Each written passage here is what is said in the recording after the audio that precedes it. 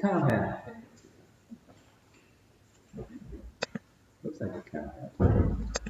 Keep your head warm, right? Keep your head warm. You have another one?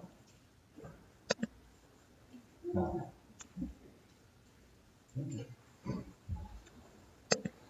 Om Bhagavate Vasudevaya.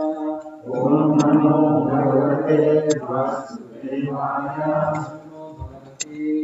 Vasudevaya. Om Namo Bhagavate Vasudevaya.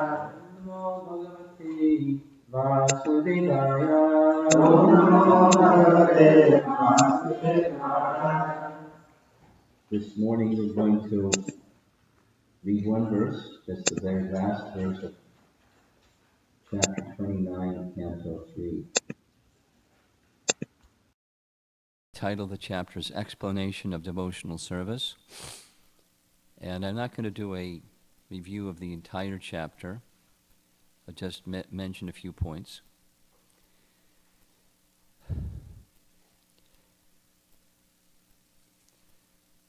Kapila Dev likes speaking about devotional service. The previous chapter is chapter 28, Kapila Dev's instructions on devotional service, and this is explanation of devotional service.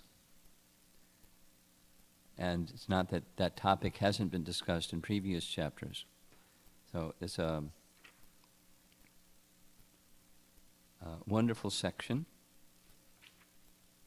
This verse ends,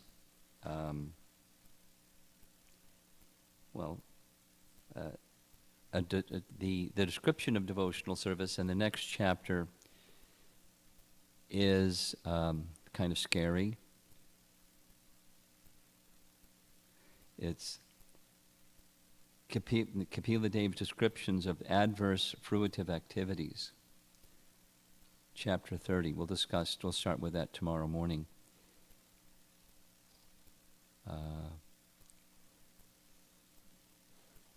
Chapter 30, there's 3 sections in the Bhagavatam that are really scary. If you really want to get really serious about devotional service. The 5th canto, description of the hellish planets.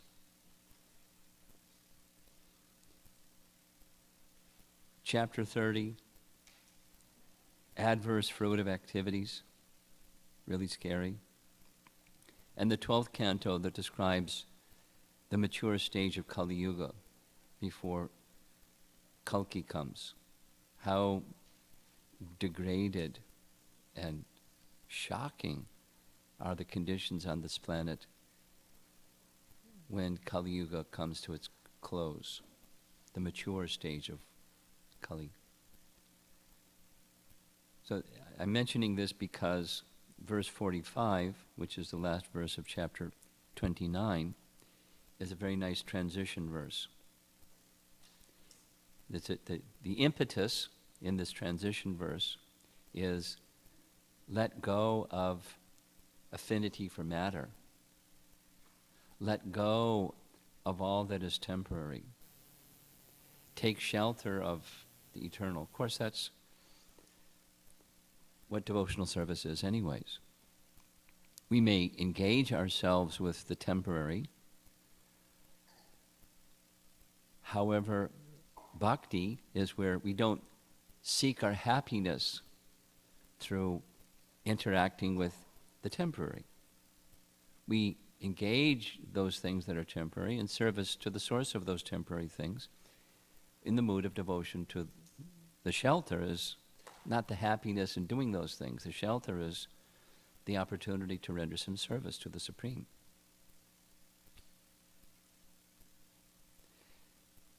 So please remember, this is Satya Yuga. In fact, it's the very, very, very beginning of not just a day of Brahma, but it's the life of Brahma. This is really early. And the means of achieving spiritual perfection during Satya Yuga is dhyayate, meditation. But it doesn't mean meditation instead of devotional service. It's meditation as a means to enter into pure devotional service. So the earlier chapters describe many things, but the process of meditation itself and the distinction between matter and spirit, we belong to the category of spirit. In that correct orientation of self, we belong to the category of spirit, then meditation upon the Supreme Spirit. Meditation upon what? Upon the Supreme Spirit. And in that position of meditation upon the Supreme Spirit, engage in devotional service. Meaning the meditation itself is an expression of devotional service, and what do you do when you're not doing that devotional service, that meditation? You're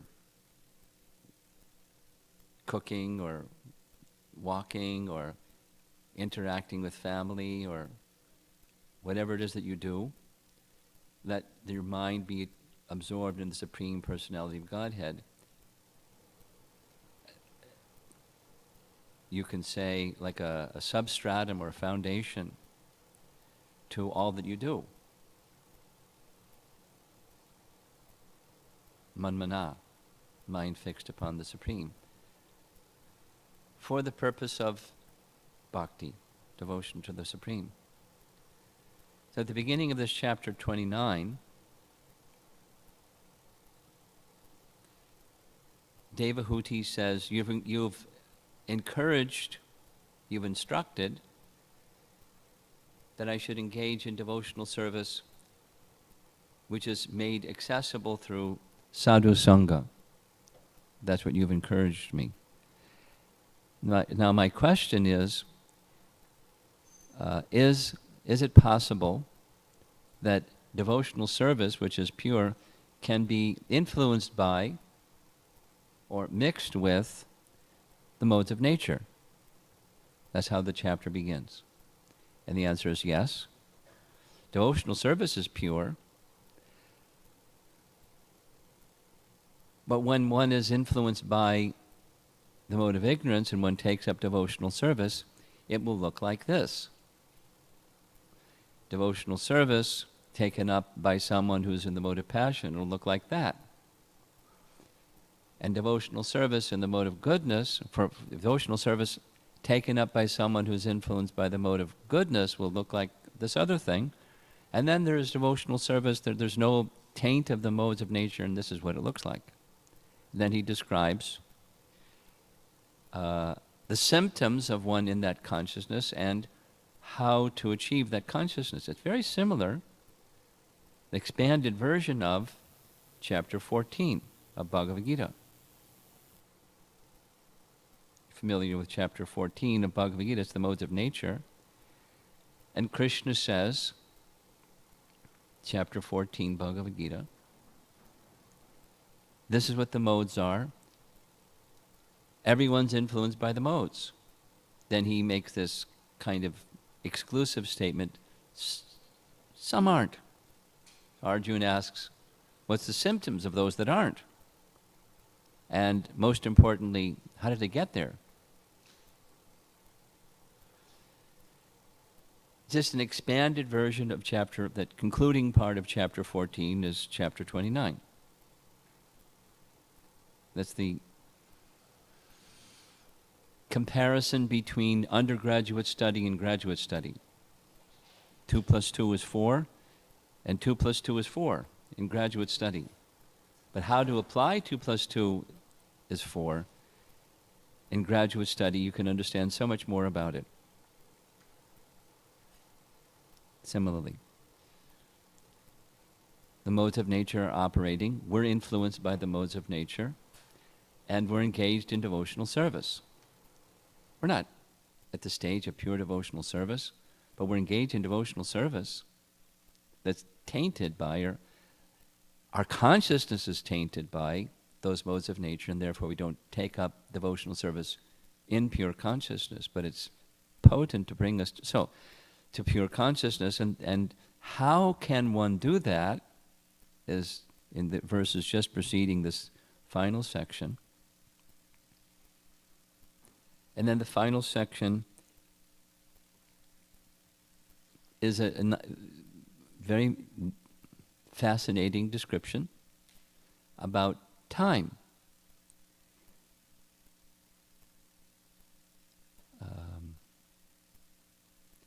Time influences everything of this world, and time is conspicuous by its absence in the spiritual world. That's a nice phrase Prabhupada used. Time is conspicuous by its absence. Just like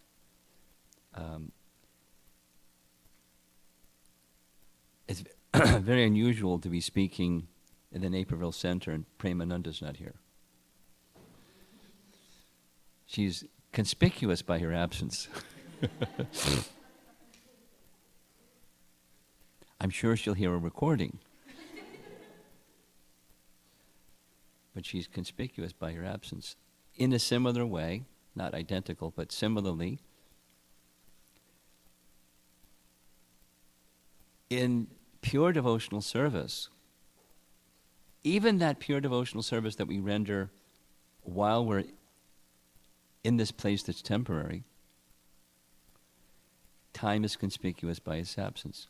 The operative force of bhakti is not pushed or pulled, created or destroyed by time. It's flowing directly from the soul, connected to the Supreme Soul, even while we're moving about the temporal realm.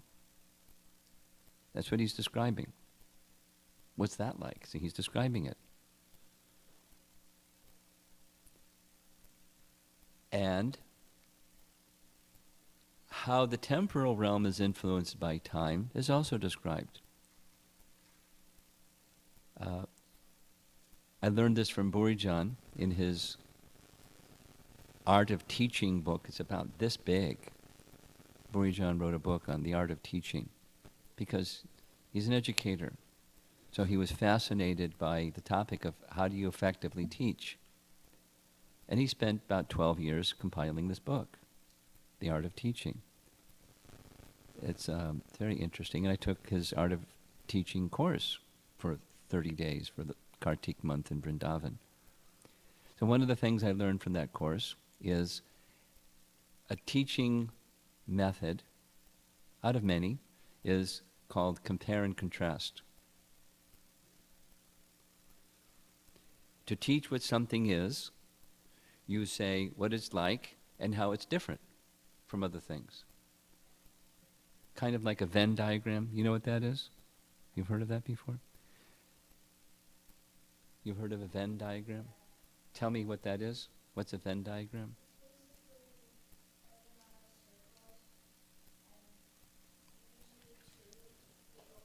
Yes. Yes.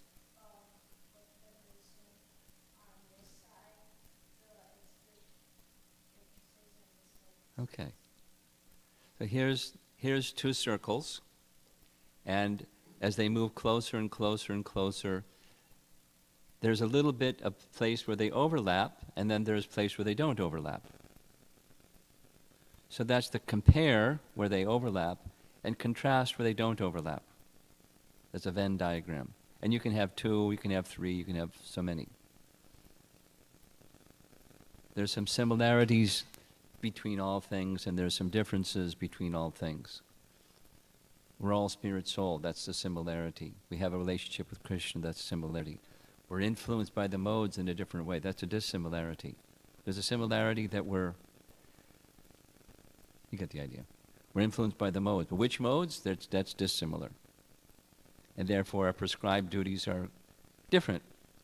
And there's some prescribed duties that are the same. Rise early and take a bath. That's similar. And then what we do the rest of the day is dissimilar, but we have prescribed duties. So similar, dissimilar. He's doing that with time. Compare and contrast. There's the influence of time on the temporary, and then there's the influence of time which is conspicuous by its absence in pure devotional service. Okay? That's what we're hearing in principle. And I'd like to go back. So the spotlight is on time. Fascinating, very, very deep and profound subject, time. Because it exists in this world, and it's conspicuous by its absence in the spiritual world, but there's eternal time. So time as we know it is conspicuous by its absence, but time as we know it comes from time that's eternal. Otherwise it doesn't exist. Nothing exists without a prior existence in the realm of the eternal. Very deep and profound, especially with time. So I'm going to go back to where in this chapter Kapila Deva introduces the topic of time after he explains how to get to the stage of unmixed devotional service where the modes of nature just don't operate anymore.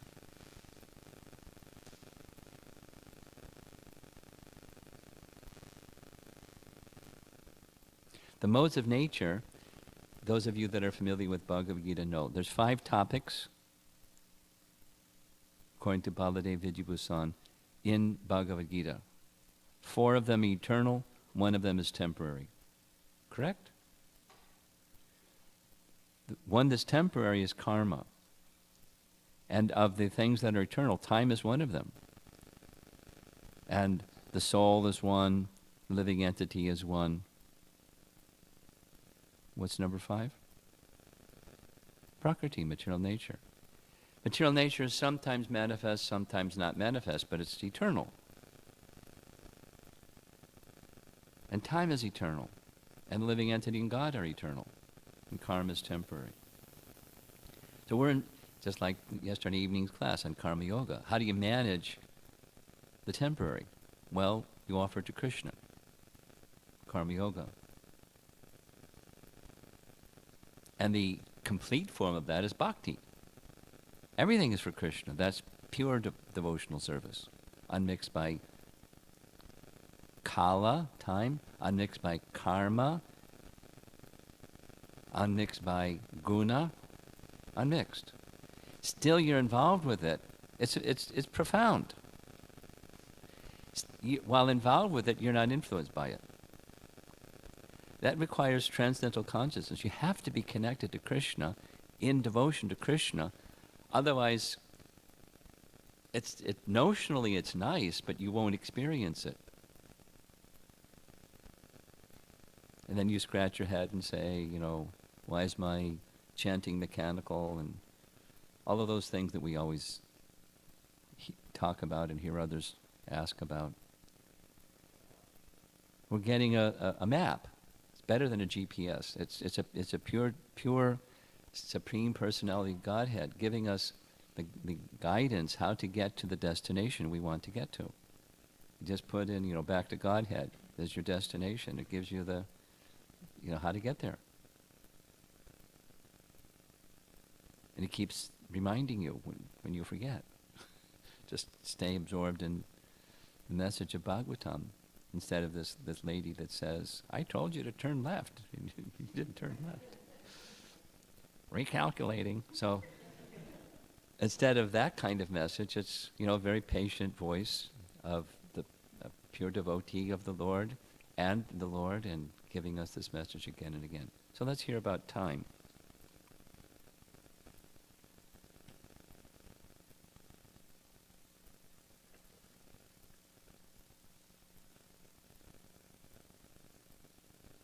I'm going to go back to text 35.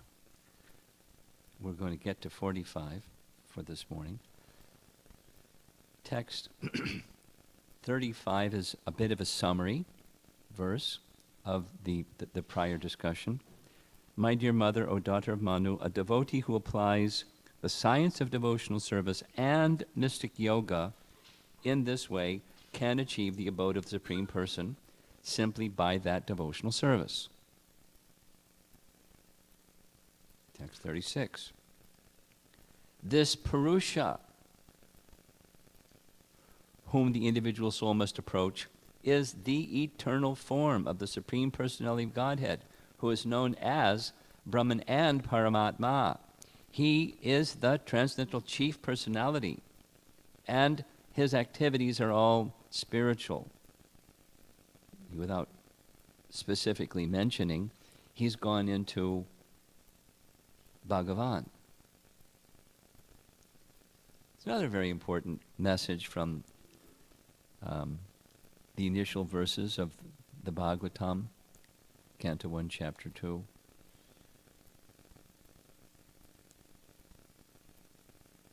The verse that says, the Advaya Gyan, feature of the absolute person, the absolute truth, has three features. Vedanta tattva vedas tattvam yajnanam advayam, jnanam advayam, or advaya gyan. The transcendence has the different features, Brahman, Paramatma, Bhagavan. It's a very important verse. Another class will discuss that. Very important verse, and here it is. It's kind of an echo. Hello, hello, hello, hello. So it's an echoing that verse. Devotional service can make one fully acquainted with Brahman, Paramatma, and Bhagavan, and the fully transcendental activities of Bhagavan. Because the activities of Paramatma are, we'll use this word, a suppressed version or not complete version of the activities of Bhagavan. Because Paramatma has activities, he doesn't perform rasa dance and lift Govardhan hill, but he upadrashta and anumanta. He sees and he permits. He's guiding the activities of the living entity. He's maya dyakshena prakriti. Adyaksha. He's overseeing Prakriti. Prakriti doesn't move without the sanction of Paramatma. So he has activities, but not exactly Leela. He has activities involving overseeing the affairs of time and Prakriti and the modes of nature. You know, the whole affairs of the cosmic manifestation. That's the Purusha. Through the medium, the verse is saying, 36, saying through the medium of devotional service, one can understand all those things. Not everything, but you can understand essential messages. The tiny cannot know the unlimited. But to some degree, we can understand the unlimited by disclosure of the unlimited through the medium of bhakti. So that section.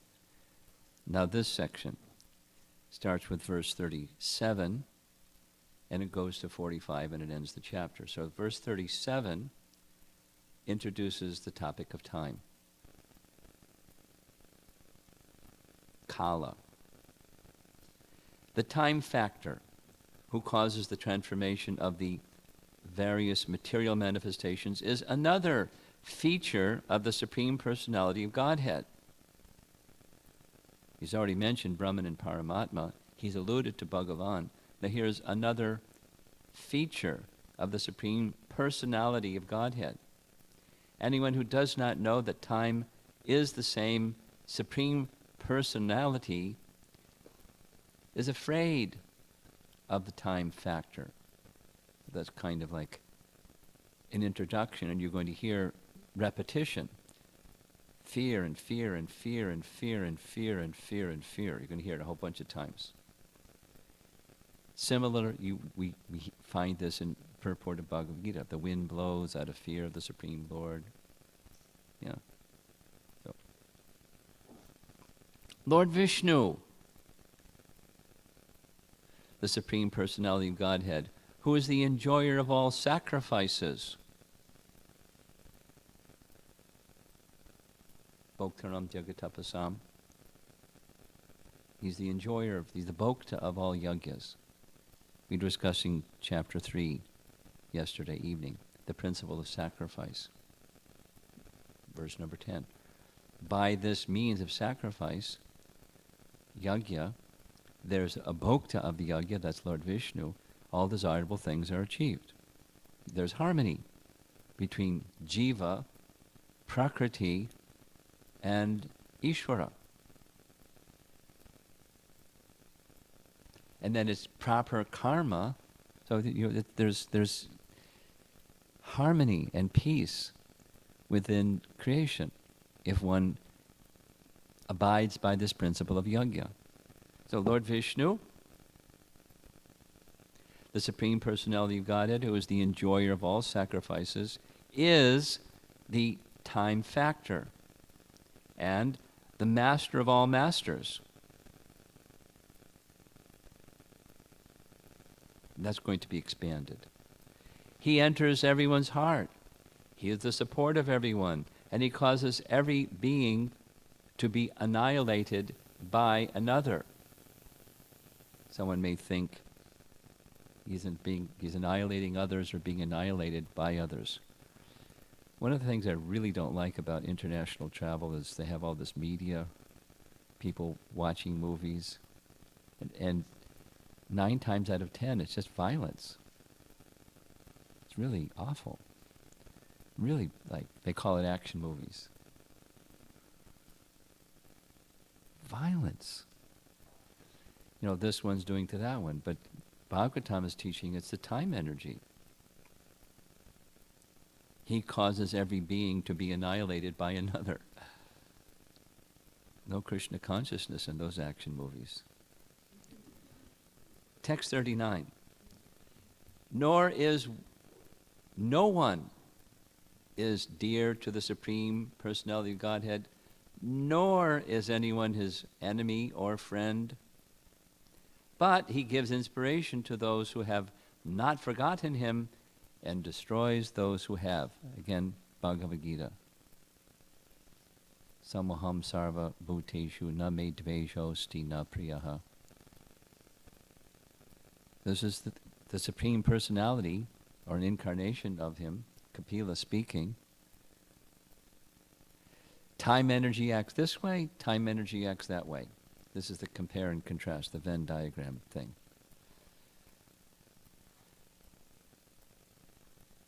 For those that are destroyed, because of their forgetfulness of the personality of Godhead, they have fear. So now we're going to hear the fear. 3 verses in a row. Out of fear of the Supreme Personality of Godhead, the wind blows. Out of fear of him, the sun shines. Out of fear of him, the rain pours forth showers. Out of fear of him, the host of heavenly bodies shed their luster. Out of fear of the Supreme Personality of Godhead, the trees, creepers, herbs, and seasonal plants and flowers blossom and fructify, each in its own season. Out of fear of the Supreme Personality of Godhead, the rivers flow, and the ocean never overflows, almost never. Tsunami is some exception. Out of fear of him, only does fire burn, and does the earth with its mountains not sink in the water of the universe. What's that a list of? The prompt was, those that don't know the personality of Godhead. So these are elements, but behind the elements there's persons. Those that do not know, there's devas that control these things. So the devas don't know the personality, even their devotees, they don't know the personality of Godhead fully, and so they do what they do. The word is out of fear. Out of fear because you lose something and you're fearful that you'll lose it. You can be foolish and not be fearful that you'll lose it and then lose it, and then lament. But even if, so whatever you don't have, you know, the hankering and lamenting, and fearful in between. You hanker for what you don't have, you're fearful you lose what you'll have, and when you lose it, you're in anxiety. Not a nice place being attached to the temporary.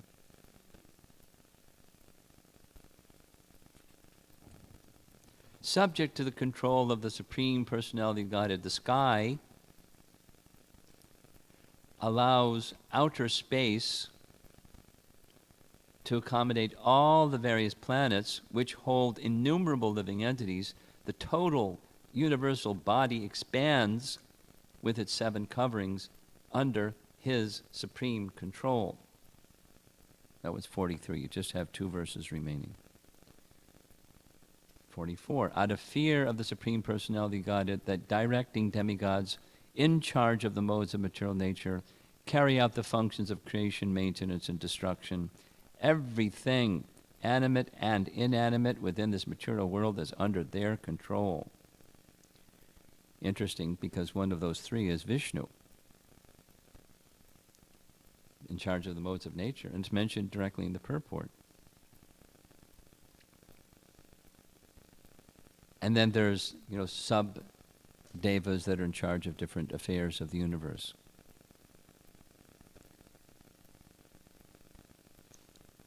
Demigods are undoubtedly controlling all matter, animate and inanimate, within this universe, but above them, the Supreme Controller is the personality of Godhead, Ishvara Parama Krishna.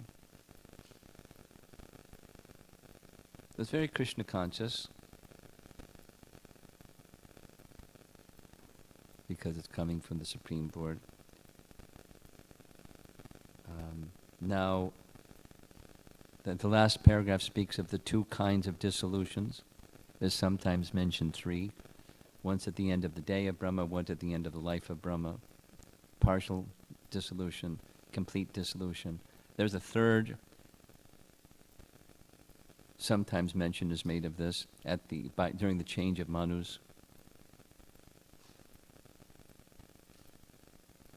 In part, because of the change of Manus, with each new Manu, there's 14 in every day of Brahma, there's a whole new set of demigods. The posts are there, but then they're populated by different persons. The things just get wiped out and start over again. Again and again. Bhutva, bhutva, praliyate. And all this is being moved by time. And time is fascinating. Time is, on one hand, the Supreme Person. On the other hand, it's an energy of the Supreme Person. But it is directly his energy. It's not one of his external energies. It's directly his energy.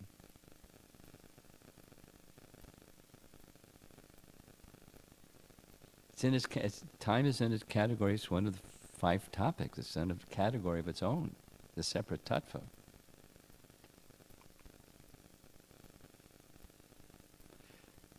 Just like Srimati Radharani, she's his internal potency. And Radharani expands into various goddesses of fortune, and those goddesses of fortune expand themselves just like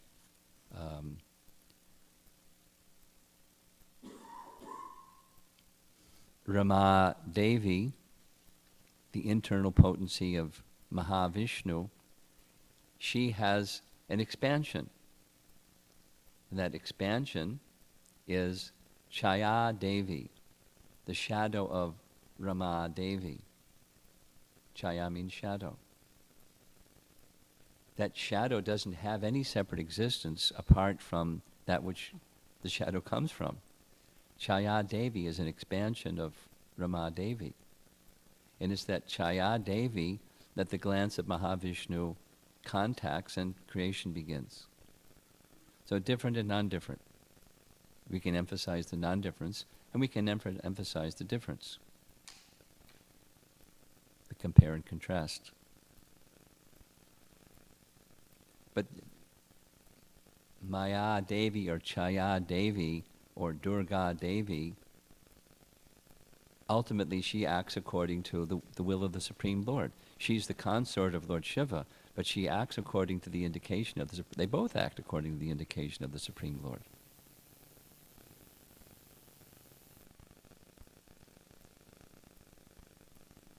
Different and non-different at the same time. So here's the final verse of the chapter and purport.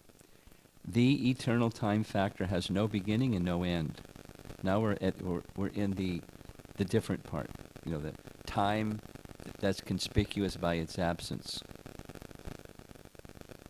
In that destination for the living entities, that was spoken of in verse 35. The spiritual world, the abode of the Supreme Lord, where time is conspicuous by its absence. The eternal time factor has no beginning and no end. It is the representative of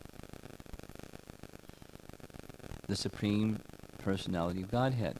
Now, if you remember previously, time and the Personality of Godhead are non-different.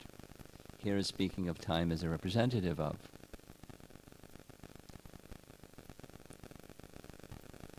It is the representative of the Supreme Personality of Godhead, comma, the maker of the criminal world. Whoa. That's this place, by the way, the criminal world. We're in jail because our criminal mentality. Yes, our criminal mentality. It, the pronoun it refers to the eternal time factor, brings about the end of the phenomenal world. It carries on the work of creation by bringing one individual into existence from another, and likewise it dissolves the universe by destroying even the Lord of Death, Yamaraj. What a nice conclusion. He who is the Lord of Death dies, because his capacity to bring about anything comes from one who is eternal, and even the post of Yamaraj, or the person occupying the post of Yamaraj, is not eternal. His powers are not eternal. His position is not eternal. Out of all that seems so powerful in this world, nothing is eternal. Hiranyakashipu was not, eternal. Purport. Short purport. By the influence of eternal time, which is a representative of the Supreme Personality of Godhead, the Father begets a Son, and the Father dies by the influence of cruel death. But by time's influence, even the Lord of cruel death is killed. In other words, all the demigods within the material world are temporary, like ourselves. Our lives last for 100 years at the most, and similarly, although their lives may last for millions and billions of years, the demigods are not eternal. No one can live within this material world eternally. The phenomenal world is created, maintained, and destroyed by the finger signal of the Supreme Personality of Godhead. What a nice poetic way. He doesn't even have to do that. Finger signal. He just has to desire. Doesn't even have to lift his finger.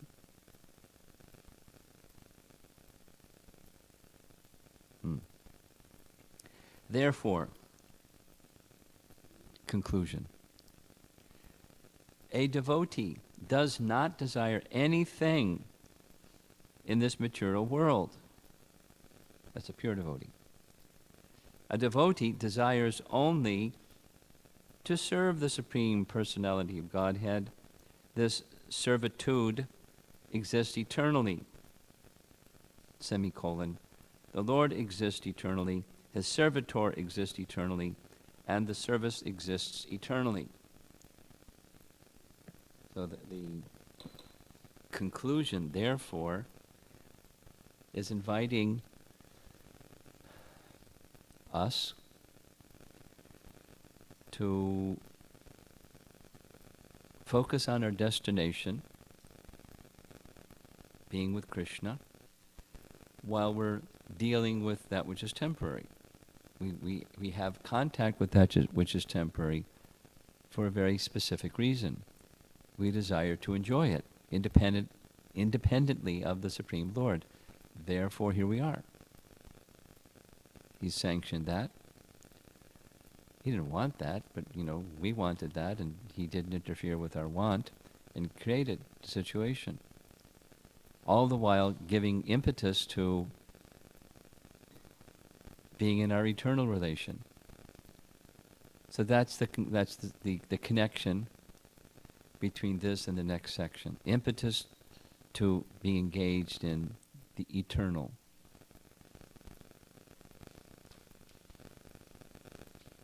Even while within the realm of the temporary.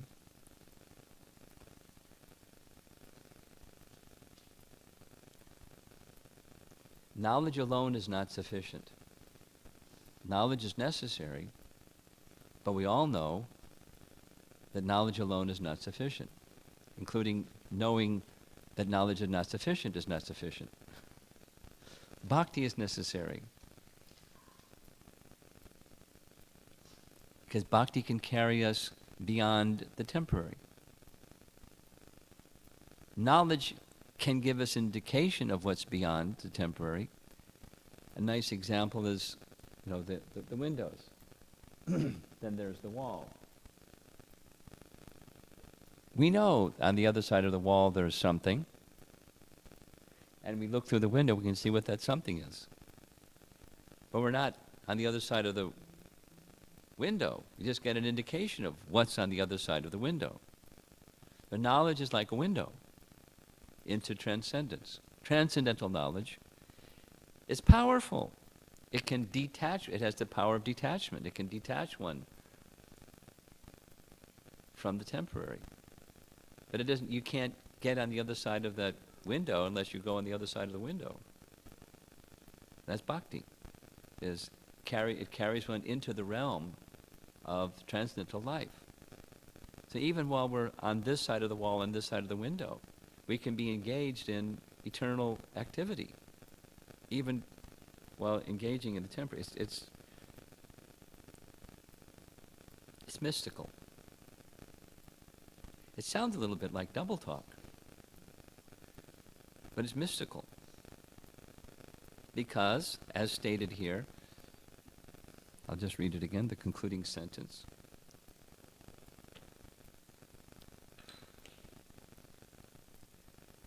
A devotee desires only to serve the Supreme Personality of Godhead. This servitude exists eternally. Means it's of the soul. The awakening of that which is eternal, it's in a seed-like state in the conditioned soul's heart, but it's there, like within the covering of a seed is life. It's not manifest. It's dormant. The servitude, this servitude exists eternally. And even within this realm of time, past, present, and future time, and all other things that are under time's influence that are also temporary, that eternal servitude can become awakened through bhakti, through association with bhaktas who are carrying bhakti.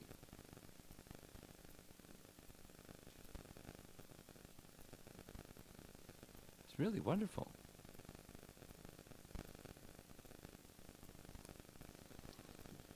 Here's a bunch of coals. There was a fire, and the fire went out. There's now some coals. Coals, they're glowing red, but there's no flame coming from them. So we take the coals and put the coals together, really close together, and just some movement of air. What happens? The flame comes out again. That's Sadhu Sangha. It's called Hare Krishna Temple. And the hearing and chanting. What we're doing right now. That's this. And then coming together. So that the servitude that's eternally existing comes out.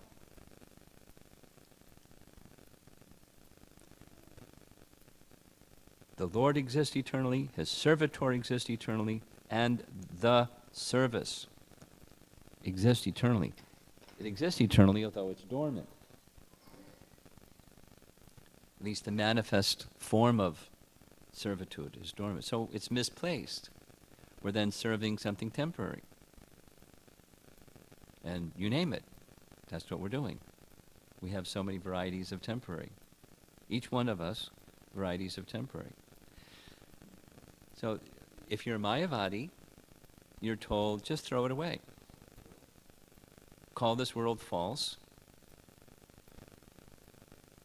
Take sannyas and don't do anything. Just study Vedanta Sutra and chant Om. And Bhakti just says, no, no, no. These are energies of the Supreme Lord. The means of purification is to engage that energy of the Supreme Lord in service to the Supreme Lord. That's the means of purification, under proper guidance, because there's a connection of all those things with the source. Keep your mind fixed on the source. Well, the problem is, we don't keep our mind fixed on the source. Even when we're chanting Hare Krishna, our mind is all over the place, not on the holy name. What to speak of when we're doing our prescribed duties and calling it devotional service. So, my dear devotees, we need to be very clear what devotional service is and what devotional service isn't. In the beginning stage, therefore you're studying nectar devotion, then there's sadhana bhakti. Those first 19, a good part of the 19 chapters, it's sadhana bhakti, how to do that. And you follow that faithfully. And you do that faithfully, under guidance and proper association, and avoid offenses and things like that. Then purification can take place and the awakening of bhakti can take place. The coverings of the soul can be diminished by that practice. And then the spontaneous devotional service and the ripened fruit of love of God. It's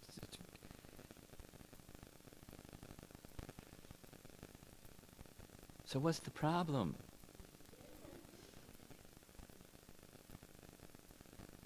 One of Prabhupada's personal servants, Shruti Kirti, wrote a book. That's the title of the book. What's the problem? Because Prabhupada would use that. The problem is we're attached. We're attached to being enjoyers of the temporary, even we're taking up devotional service. To a greater degree or to a lesser degree. Comparing one individual to another, or even comparing ourselves to, one moment and the next moment, to a greater degree, to a lesser degree. And there's a wonderful verse, I'll end with this. There's a wonderful verse by Rupa Goswami that teaches what the Vaishnava conception of detachment is, and that is, according to suitability, we may accept those things which are temporary and engage them in service to Krishna. According to suitability. Well, that leaves lots of wiggle room, according to suitability. Anasaktasya vishayan is the first phrase. Without attachment. Anasaktasya. Asakti means attachment. Anasaktasya means without attachment. Vishayan means sense enjoyment. Senses, contacting objects for enjoyment. No. Anasaktasya vishayan. Yatarham upayunjitaha. Yartaham is this curious word, according to suitability. So what's suitable for this one may not be suitable for that one, may not be suitable for another one. And then even just take the other one. In this circumstance it may be suitable, in that circumstance it may not be suitable. Then there's things we just don't move on. It's just not suitable, period, to do certain things. Even one may have an inclination to do that thing. 4 regular principles, for example. Just not suitable. Starting a fire and pour water on the fire, not suitable. So, according to suitability, one may live this way, one may live that way. There's 4 ashrams, and there's differences within each of those 4 ashrams, according to suitability. But according to suitability, the principle that pervades is Anasaktasya vishayan. If you're going to have a computer, for example, it's conducive for your service to Krishna and it matches your propensity or whatever, don't use it for sense gratification. There are easy ways to use computers for sense gratification. I mean, even like disgusting sense gratification, just as little object. There are people that have marketed all kinds of disgusting ways to degrade your consciousness through computer use.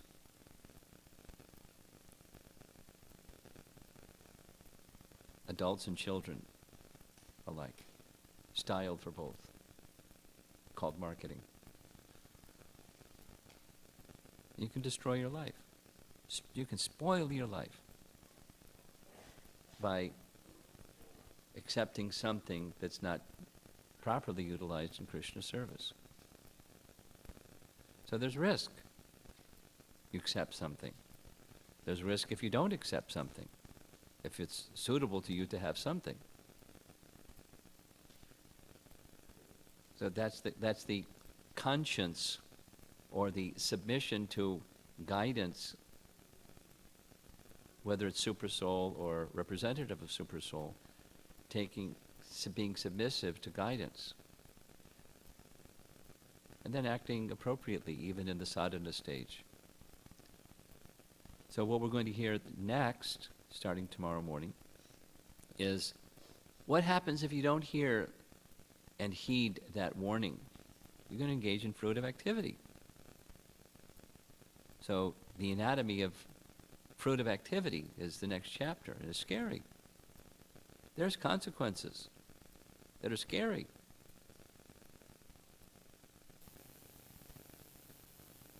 For those that are criminals, they may, after they do their jail, they do something criminal, they do some jail time, they go out again. They may be more careful next time because propensity remains to do that criminal thing again, steal or whatever it is. But the caution is don't steal again, because being in jail is not nice. How many times are there repeat offenders and they're in jail again? So like that for us, this next chapter is adverse fruitive activities. Heed the message, because it's nice, and not heeding the message is not nice. One thing we all share, we don't like to suffer. We like to be happy, we don't want to suffer. And there's consequences if you don't heed the position of happiness. But the positive is, be in this realm of timelessness, the eternal servitude spirit that's within the soul. That's real happiness and real peace.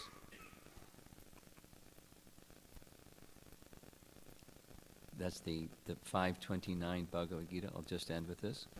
Who knows the verse? 529, Bhoktaram Jagatapasam. Who can say the verse? Do any of the children know the verse? Go ahead. Microphone? You like being on a microphone.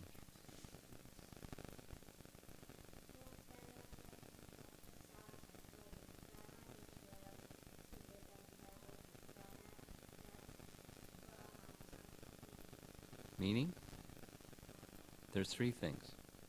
Bhoktaram Jagatapasam means he's the bhokta of all yagyas. He's the beneficiary of all yagyas. Sarvaloka Maheshwaram. He's the control of the entire universe. Maha Ishvara. And then Suradam Suhrid. Dearmost friend. Of who? Sarvabhutanam, all living entities. Now the last line. Gyatvam, thus knowing. Shantim Richati. One can be peaceful. Would you like to be peaceful, or would you like to be disturbed? Well, I'd like to be peaceful, but I'd also like to enjoy independently. So you'll be disturbed. You'll be disturbed. If you want to be peaceful, follow that formula. Peace formula, Prabhupada calls it. Same as here. And then the next chapter is the unpeaceful formula. Don't heed the message. You're opening the door for disturbance. And disturbances come rushing in. Leave the door open. Not like maybe, maybe not. Guaranteed. Disturbances come rushing in. And we're paying the price for our previous misuse of free will. That's, as practicing devotees, sadhakas, we get our share of unwanted disturbances. And including those disturbances that come from the time energy. Just things come into being and things go out of being.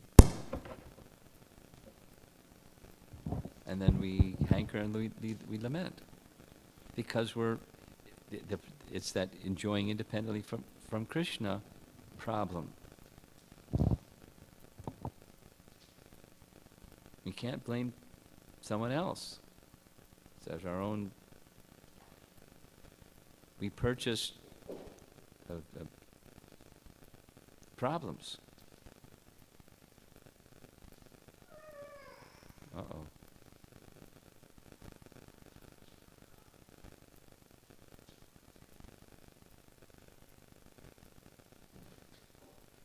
Okay. I was waiting for that second really loud scream.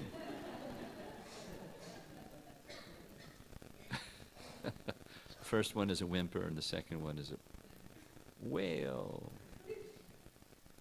Okay. Any comments or questions?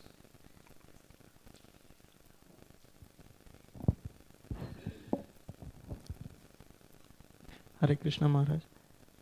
In text number 38, it says, He is the support of everyone and He causes every being to be annihilated by another. It's a little difficult for me to comprehend where on one side it's said that the Supreme Personality of Godhead is supporting everyone, whereas in the next sentence it says He causes the destruction of everyone. Why is it a problem? He's the source of everything, so that includes the maintenance and destruction and the creation. He's the source of it all. Nothing can be destroyed. Nothing can come into being. Nothing can be maintained without the sanction of the Supreme Lord. So He's the support, the maintainer. He's the creator and ultimately the creator and the destroyer. He's the source of everything. What's the contradiction? He's simultaneously creating and destroying. Yeah. Time is everywhere, ubiquitous.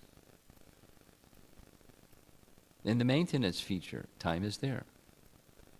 In the creation feature, time is there. In the destruction feature, time is there. There's different phases of time. So here, when he says He causes every being to be annihilated by another, is it just the food chain or? No, everything. Everything. Like these action movies. Somebody's holding a gun. They shoot the gun. Or, that's not just action movies. In real life. Somebody comes and shoots people. He's thinking, I'm the doer. I'm powerful, I can shoot people. That his ability to shoot people comes from the Supreme. Or whatever it is, a little microbial germ that causes someone's death. A little mosquito that comes and bites you with, whatever it is this latest thing is. He's the instrument of time. Behind that little mosquito is time.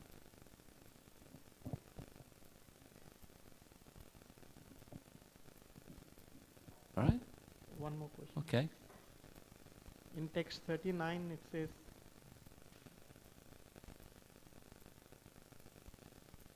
He gives inspiration to those, but who have not forgotten to those who have not forgotten Him, Yes.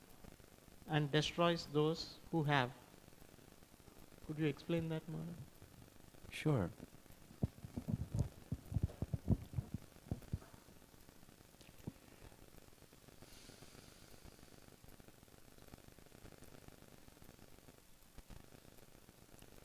There's two parts. The inspiration of the devotee and the destruction of those that are not. So for the devotee, because they're harmonious with Krishna, they wish to become, and they have become harmonious with Krishna. So they have realizations or inspirations on what is Krishna's interest, what is Krishna's will, what is pleasing to Krishna, and with those inspirations they do that. Now that devotee, they'll also have to give up their body. So in that sense, they're also destroyed. But for the devotee, this is Canto 2, time acts differently for the non-devotee and the devotee. Bodies are annihilated for both, but the passing of time, every moment, for the devotee, you're closer to Krishna's eternal abode with passing of every moment. And with the non-devotee, so that's the other part, with the non-devotee, their hopes with every passing moment is being crushed. Whatever it is that they have, with every passing moment is being taken away. Although they're thinking, I'm accumulating more, it's being taken away because they're that much closer to everything being taken from them, whether it's suddenly or gradually. Time is destroying everything. No, so their bodies will die, the devotees' bodies will die. So that's not speaking of that kind of destruction.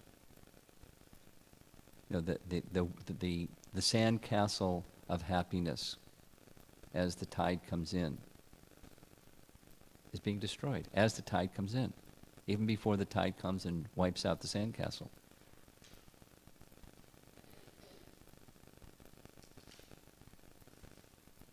Okay. Thank you, Maharaj. Next. Hare Krishna. Hare Krishna, Maharaj. I teach the younger kids downstairs during Sunday, and we've been having very interesting discussions last couple of weeks. There's one root question I'm having difficulty answering to the kids. Their question is, yes, we understand we surrender to Krishna, Krishna protects us. We understand the first part? We surrender to Krishna and Krishna protects us. Krishna protects us. So, but the difficulty there, at least, I'm having to explain to them is, it's conditional. Meaning, they feel that at one point, and they go deeper into the discussion that Krishna is a dictator. They feel that if you do not do what I say, you're going to suffer. Everything is? What was the last word? If you don't do what Krishna says, what everything Krishna says, we have to suffer. So you have to suffer. Yeah, they feel it's a dictatorship, meaning if you do not surrender to the...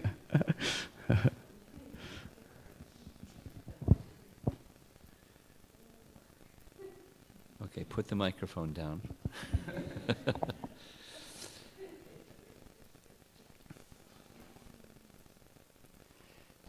The fact that Krishna is controller doesn't therefore conclude that Krishna is a dictator.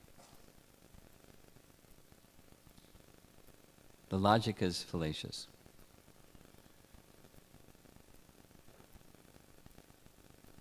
Controller doesn't equal dictator, just in principle. There's benevolent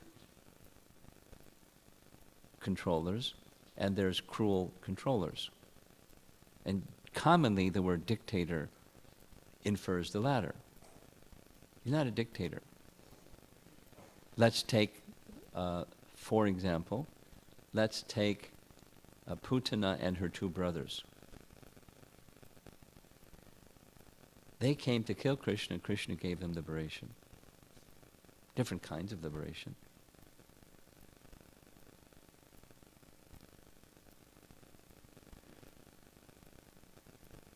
A devotee can understand that. A non-devotee can't understand that. Yes, well, Krishna killed them. But a devotee can understand Krishna gave them, in the case of Putana, Krishna gave her the position of an eternal assistant of Mother Jasoda in Goloka Vrindavan.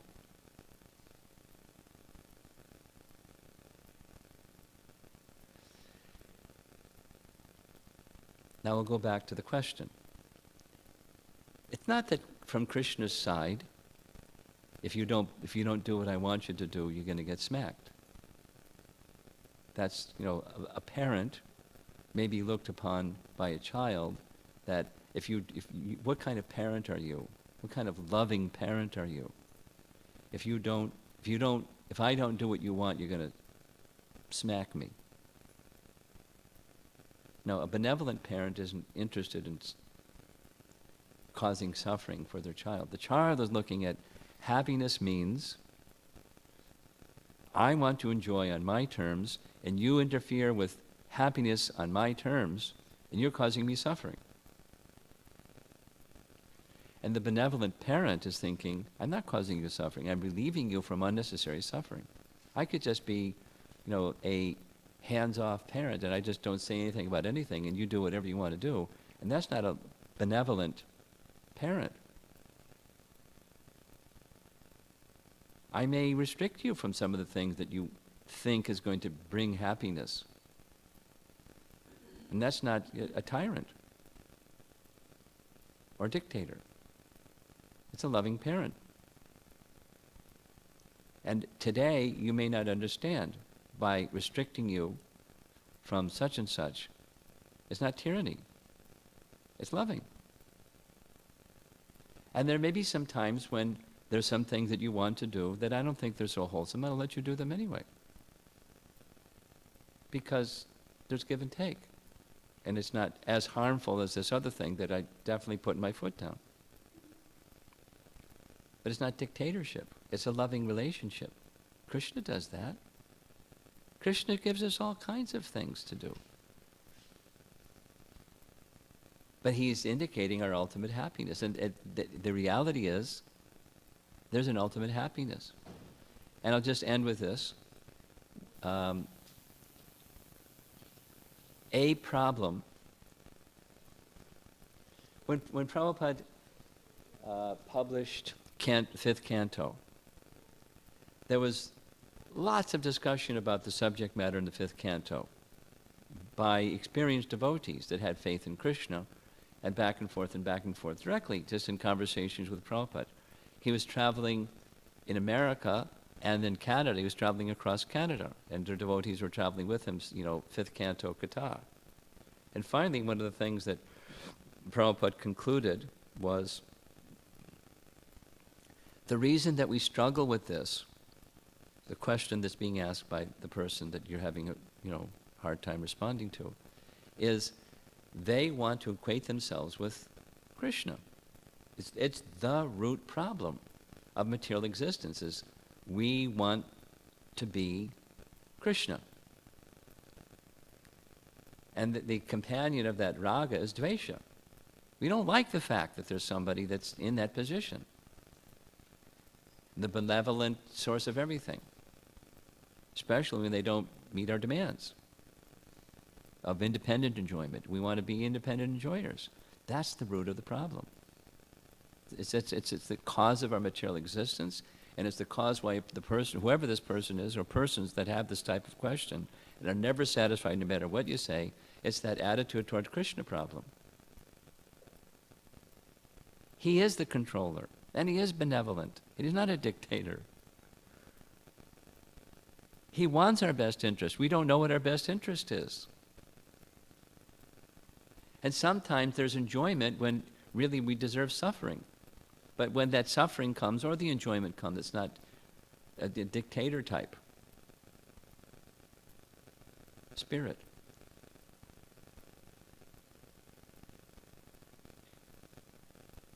Okay. Way in the back. There's a hand up, and way in the corner. Yes, Mother. The way the discussions were going on, and this lasted for at least 5 weeks of discussion. Okay. And it actually, last week, one of the kids, spontaneously said, yes, I think that is what it is, where Krishna is himself and we cannot become Krishna. I think that is where everything lies. Yes, that's the root. Yes. And I think now they have to, it's their own consciousness that has to unfold by saying that I have to surrender, accept this and surrender. And it's a relationship of love. Ultimately, if turn it the other way around, if we were Krishna, We're not. If we were Krishna, where's the relationship of love? Because the relationship of love is with Krishna. It's a loveless life. Yes, Maharaj. And the position of loving life is reality. Krishna is Krishna, and we're part and parcel of Krishna, and he's not... Our happiness is his happiness, and his happiness is our happiness, and that's the reality. And if I don't want to accept that, then I'm stuck with the misery and, you know, the delusions of grandeur that I'm the supreme, when it ain't so. However, one may protest, I don't like it, he's a dictator. You want to be the dictator. That's the problem. No. Question in the corner? All the way back. Hare Krishna Maharaj. Maharaj, I have two questions. First one is in verse number 43. It says there are 7 layers covering this supreme control, expands within 7 coverings under his supreme control. In the purport, Prabhupada is giving only 5. What are the other 2, Maharaj? This is just a factual information question. Yes? Yes, Maharaj. Just I'm curious, what are the other 2? I have to see what the 5 he gives.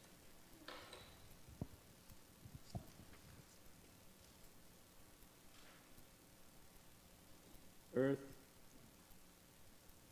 water, fire. Only gives 3.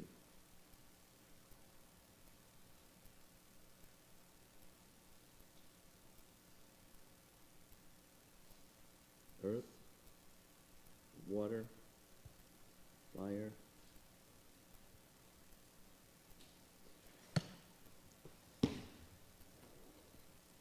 A very precise answer you'll find in Brihat Bhagavatamrita. From my reading, different references say different things as far as what the 7 are, but a definitive description is found in Brihat Bhagavatamrita, where Gopakumara is passing through those layers. And I have to get my computer out to tell you what Brihat Bhagavatamrita says, but that's a reference place you can go to get definitive answer. So obviously it's the 5, the Panchabhuta. It makes it very clear in Brihat Bhagavatamrita. It's not like earth as we know it is the first layer. Rocks and soil, and not like that. It's the prototype of this. He passes through it. It's not like it's darkness. And then, et cetera, et cetera, et cetera. So the 5, 6, 7.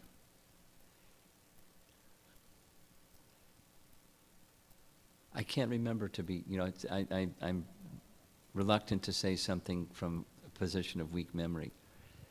Specifically, the 6th is something subtle, but my memory says number 7 is something like Mahatattva or something like that. I was referring to Bhagavad Gita. It says 8, Ashta Prakriti, Bhinna Prakriti. Yeah. 8. So there's 8 elements, but there's 7 coverings. It doesn't have to be a one-to-one match. There's 8 elements, and there's 7 coverings. And that's why I'm hesitating, because element number 7, somewhere rattling around in my poor memory, it's not one of those 8. It's something like Mahatattva. Or like, a big warehouse kind of a picture. I tell you what, if you come for class tomorrow morning, between now and tomorrow morning, I'll look it up and we'll share that particular piece of information. Thank you so much, Maharaj. Maharaj, another question is, this is in general, verse number 40, I'm specifically referring about fear. All the knowledge we hear is from these great demigods, like, Brahma, either sun god, Vivaswan, Manve Praha, that's what Krishna says in Bhagavad Gita. So these are all definitely elevated than people like me, any devotee, and we worship them, they are in line of parampara. How come they are very fearful of Supreme Lord, having this knowledge and applying in their lives? Why can't they have love towards Lord? Why they have to come with fear? Because the same thing, like, sun comes, shines with the fear of Lord. In Islam also said the same thing, sun comes from the beneath the Lord's chair, like that. Why it has to be fear? Why can it be a love? Because they have this knowledge, and we are getting that knowledge from them only. I got the question. You Thank can you, keep Maharaj. saying the question. I got the question. It's boggling my mind. Okay, how- okay. Thank you, Maharaj. Take the microphone from him. This is the distinction between Braja Prem and the quality and quantity of love of those who are devotees that are not of that exalted nature. There's love.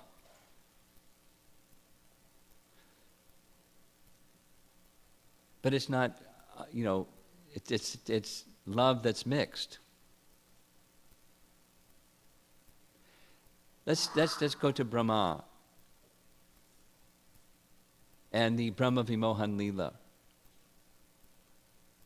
You with me? Okay.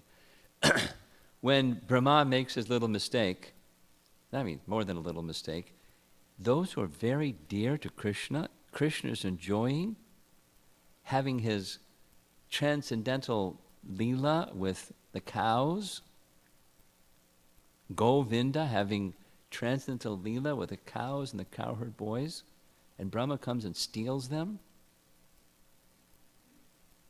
It's a big offense. When Brahma comes back, the prayers that he offers, they're wonderful. And how does Krishna respond to these wonderful prayers? Nada. Doesn't say anything. Why? He wants to go back with the cowherd boys and have lunch with the cowherd boys. Now, Brahma has love, but not that kind of love. Just different quality of love. And because of a different quality of love, mixed with transcendental knowledge, there's some fear along with that love. And then you go down, and there's more fear and less love. And, there's love, but there's also fear. And then you keep going down, and there's less love, and there's even animosity and lots of fear. But, those people that have lots of fear, they may walk with a swagger and say, no fear. It's a bluff. No, they'll go back up again. There's some fear. And it's not that the sun only shines because of fear. It doesn't say that. There's no love, it's only fear. It doesn't say that.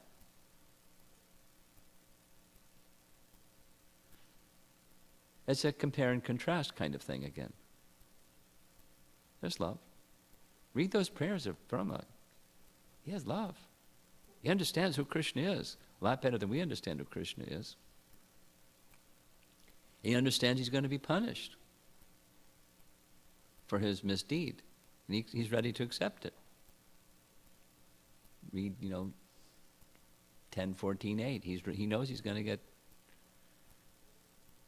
a reaction for that misdeed. He's ready to accept it. He just doesn't want to budge an inch from the position of devotional service to Krishna. Doesn't want to forget Krishna for a moment, even when that difficulty comes. There's love, and there's fear. It's a different quality, that's all. So we're being encouraged to come to that Braja Prem. That's how we're being guided and trained. Okay? Last 2 questions. Oops, 3 questions. Whoops, 4 questions. Okay. It's 9. It's already 8:30. Go ahead. Hare Krishna Maharaj. My question is, in the context of what Mohan Leela Prabhu was talking about, I mean, Krishna says, Suhurdam Sarva Bhudana, and we have all these examples of Prahlad Maharaj and Bali Maharaj, from the demoniac race, they are great devotees. But then there is this verse where Bhagavan says in Bhagavad Gita, I can't remember the verse, I throw them into more and more Asuri births. Okay, I know the verse. Yeah. So where is that line? And the Lord is no longer your friend at that point. He is throwing you into worse and worse, a demoniac species. I got the picture. So what's the question? The question is, there he stops. Put the microphone in front of your mouth, Yeah. it will help. I feel in that verse he's saying, I'm no longer your friend. I mean, Suhurdam Sarva Bhutanam, that stops at that point, I feel, for that entity, living entity. Take the microphone. When he does that, it's not out of animosity. He knows there's no dvesha from his side when he does that. It's not part of his character. He's reciprocating, he's doing like that to help them come to the position of being in proper consciousness. It's not to cause misery and pain, and he's cruel, and he's a cruel master, and harsh, and you don't do what I say, and I'm going to... It's not like that. It's done for the purpose of bringing them to the proper position. They're not lost forever. That's your imagination. They're under his jurisdiction, and he wants to bring them to their proper position. That's why he's doing that. But he doesn't interfere with their free will. It's part of his loving quality. Next. Hare Krishna Guru Maharaj. Thank you for the class. The point that you have mentioned in previous Bhagavatam classes also I have heard, this 5th canto and this chapter, when we hear, we can be fixed in, if we want to be more sincere in devotion. Not more sincere, just more petrified. If you go off the middle of the road and head for the ditch, it's pretty dangerous. That's... Yes, Maharaj. So when we hear, I see my consciousness being more serious. How can we go past this? It's okay to start and be serious with this sort of fear, but how can we all begin, we have to work with whatever we have to work with. And if we have affinity for matter, and we hear affinity for matter has problems, it'll make us take a step or 2, or maybe 5 steps back from the affinity for matter tendency. So we have to work with whatever we have. However, when doing that, don't be forgetful, or always remember that the real sustainable, enduring, prolonging benefit of stepping back from affinity for matter is it provides an opportunity for becoming attached to Krishna. It helps. If you want to make a fire, then you take fuel that's dry rather than fuel that's wet. But then even you have dry fuel, you need to ignite the dry fuel. Bhakti is the igniting, and then the fuel can burn. So similarly, it's bhakti. What we're after is bhakti, not just detachment from affinity for matter, and the enjoying spirit. We want to replace that with something else. Not just reduce that. We want to replace that with something else. Affinity for pleasing Krishna, spirit. Okay? Over here. Pass the microphone. Question from yesterday. Question from yesterday. Is it possible to sometimes be in bhakti yoga and sometimes in karma yoga? Like sometimes It's mixed. some things, Yes. renunciation. Karma Mishra Bhakti. Yes. Some of our activities are in bhakti yoga and some Yes. activities. It has to do with consciousness. What's behind the activity is consciousness. So yes. Yes. You have one last question? I want to save the best for last.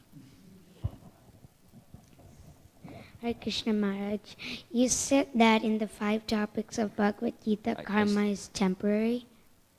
The 5 topics, karma is temporary, yes. So how can we engage our karma for Krishna? You Krishna karma.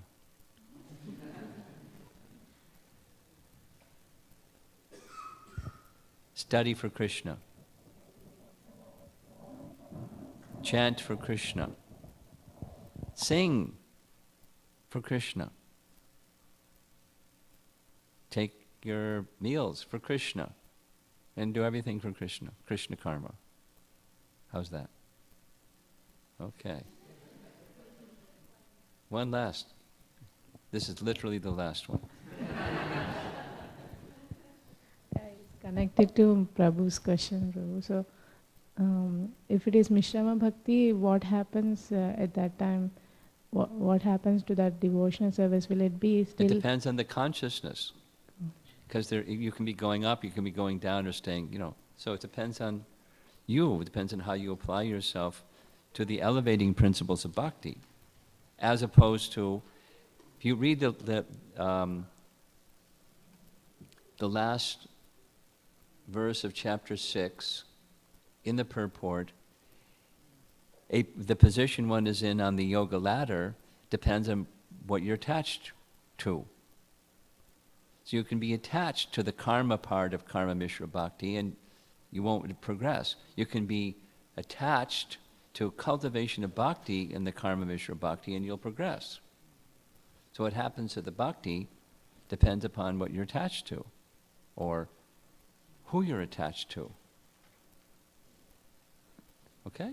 Yes, Maharaj. Yesterday I understood that whatever that devotional service I do, it may not be pure, but my spiritual master makes it purified.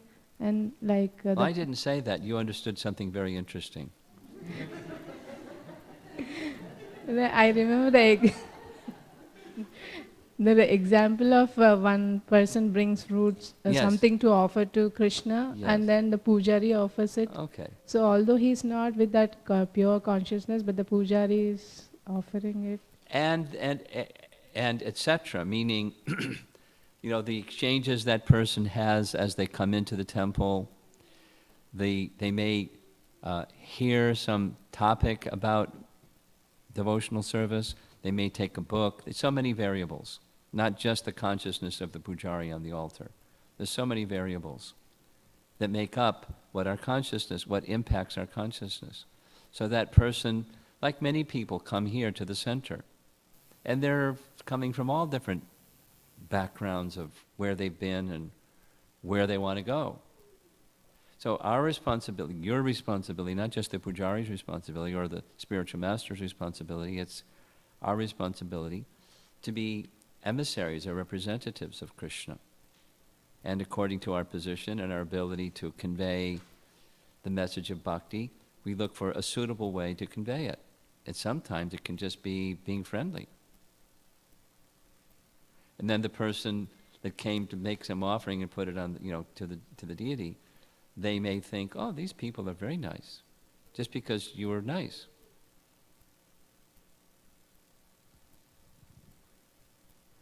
And then depending upon the person, and then each of our capacities, your capacity and your daughter's capacity to extend bhakti to others, then it can nourish that person's position, and they can say yes, no, or maybe.